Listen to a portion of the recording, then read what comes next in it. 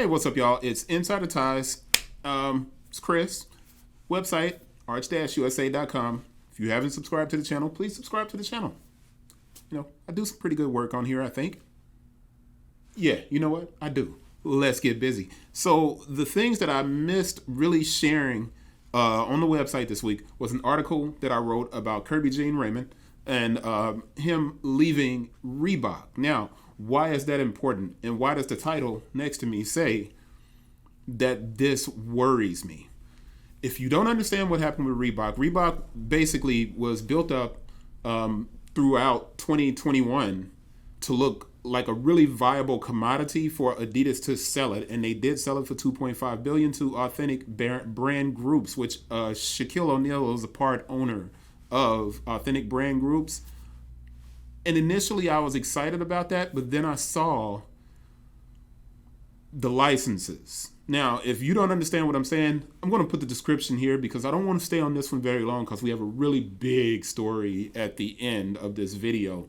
But I'll put the description I'll put the link in the description so you guys can go to it and read why Kerby Jean-Raymond worries me and why I think Reebok may be headed towards Shaq's discount Walmart brand territory instead of Reebok becoming a more elevated brand like it could be while it's away from Adidas, now that it's away from Adidas. So that's that. That was one of the big stories this past week on the website. You guys can go to the site, go down here, click the link, and you can go and read the article. But it's a really important article. And if you're a person that is truly into sneaker culture, then you need to understand the kind of ins and outs. Now, the second big story of the week was Under Armour capping off Black History Month with the double down of support for HBCUs. Under Armour made a big commitment to Morgan State, which is an HBCU in their own backyard. And it's super important that they did this.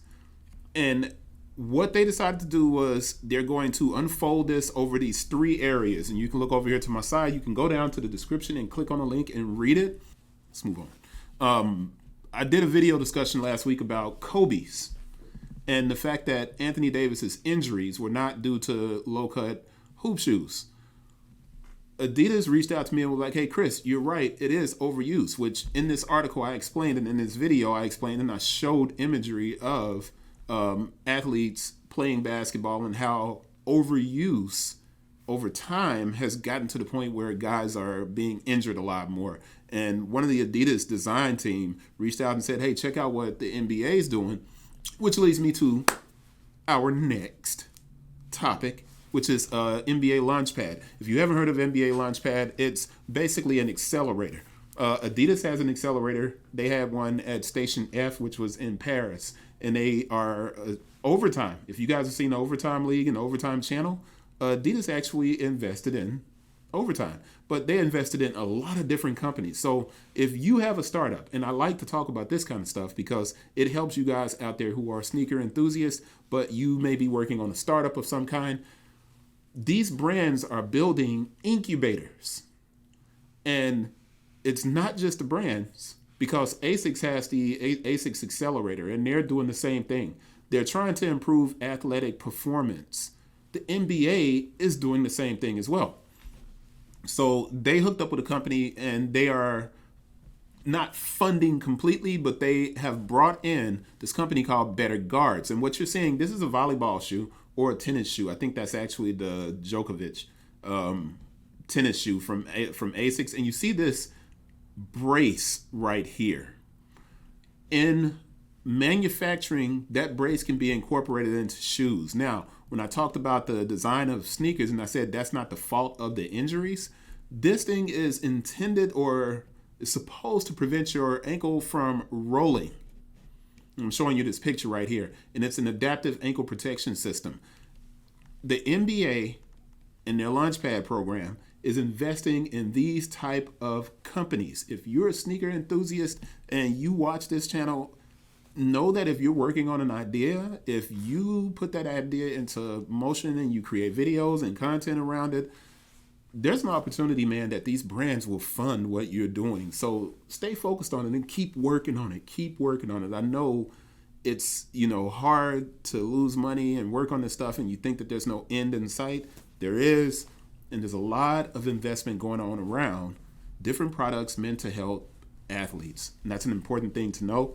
And I just wanted to make sure I talked about that so you could see it, because you probably hadn't been introduced to it. But it's in the description, so you can click on the link and go and read that article. Now, what you came here for, and I always want to sing the Tony Baker song, what you came here for was this discussion on CNBC, who reported that Foot Locker is saying that sales will fall. And everybody's kind of jumping on the bandwagon of misinformation, and they don't really understand what's going on. So you're probably going to see a lot of videos talking about Foot Locker saying they are not carrying Nike. That is not true. They are reducing the amount of Nike shoes that they are carrying. That means that they're going to have, you're talking a 25% drop. So they're going from basically 75% of the shoes that were being sold by Foot Locker were Nike. They're reducing it, and it's going to be under 55%. They are not carrying any brand, more than 55% of any brand. That means that the sneaker wall at Foot Locker is about to get very diverse. Now, the drawback of that, Nike sells. And Foot Locker already carries a number of brands, and they do a bad job of selling those other brands. So there's about to be a big pain point that comes. And I wrote this article, and in it, instead of you guys taking the time, and I'm not saying go and listen to other YouTube, don't listen to other YouTube stations. I'm saying make sure you have the facts and you understand what's being reported. I've been writing about this for about 6 years, and I was covering it and working on it prior to that. What just happened to Foot Locker is the culmination of things that started in 2007.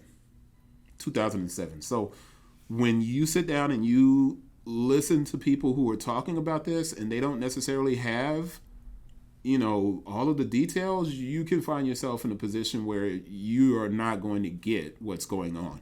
Now, when I write that I made a prediction, I've been talking about this for years.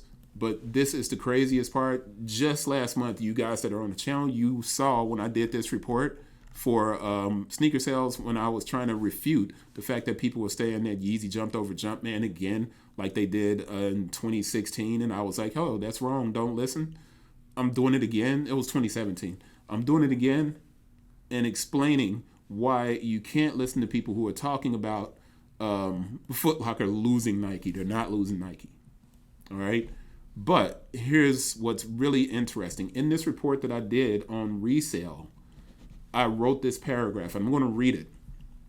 What does this mean for sneaker retail? The resale market and retail market are both oversaturated. Even as Nike removes accounts as they build their consumer direct acceleration, in order to increase the average price, more accounts will have to be taken. The reality is the majority of sales happen under 100. This is information about the report. So my data is on par with the greater marketplace. Now, the reason I bring that up is because I have to explain that the resale data that I report on my own sales, they align with the sneaker marketplace that's not hype.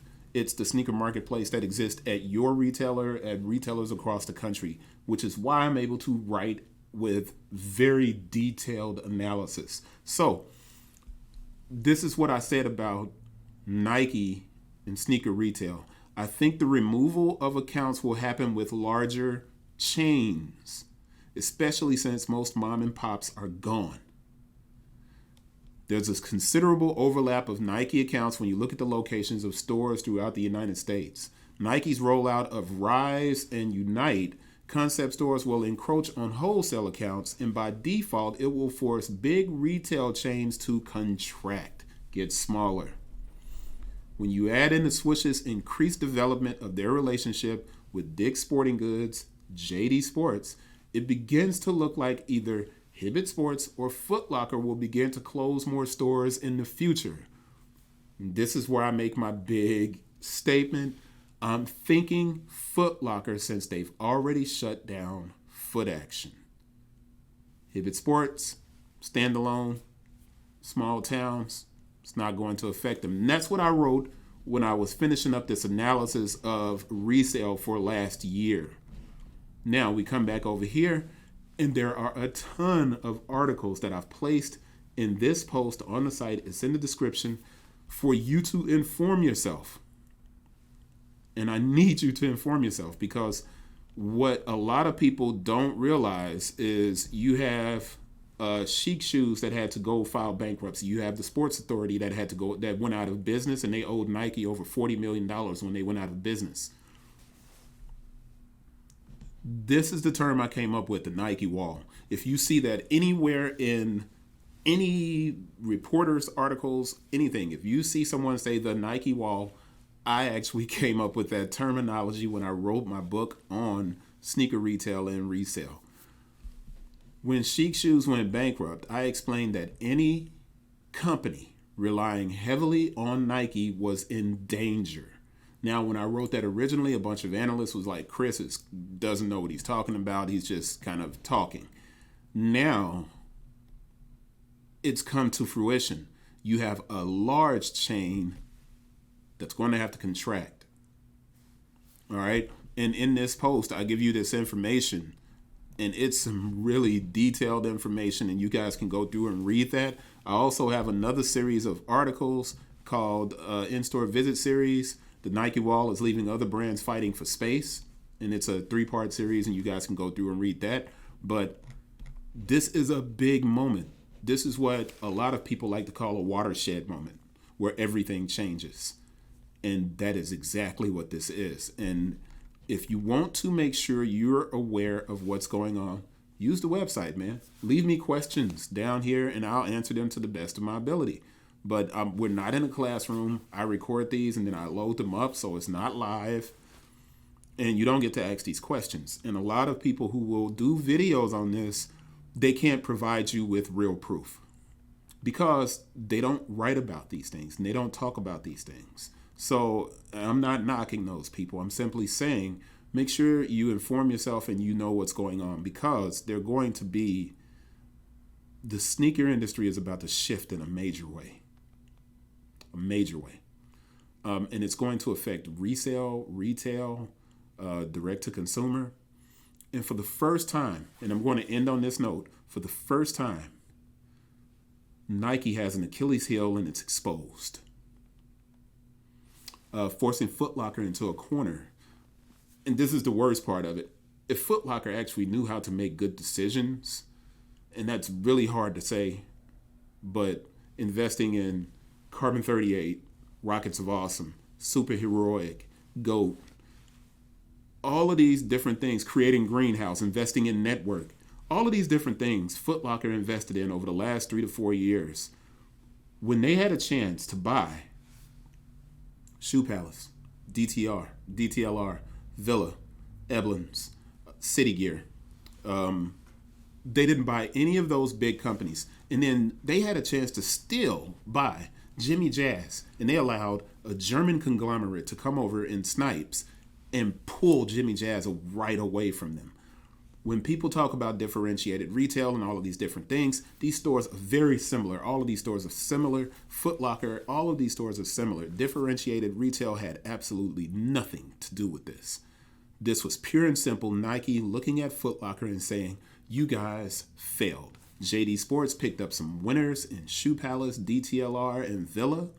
Hibbett Sports picked up which wasn't a winner, City Gear. They picked up a nice urban account in City Gear that made Hibbett Sports a better option than Foot Locker. Dick's Sporting Goods is just doing a fantastic job overall, which is why Nike has gone all in on JD, Hibbett's, and Dick's.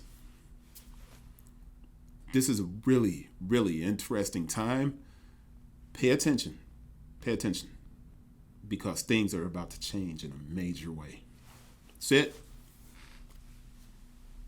It's Friday. I will see you guys on the next one, and I hope everybody has a fantastic weekend. Peace.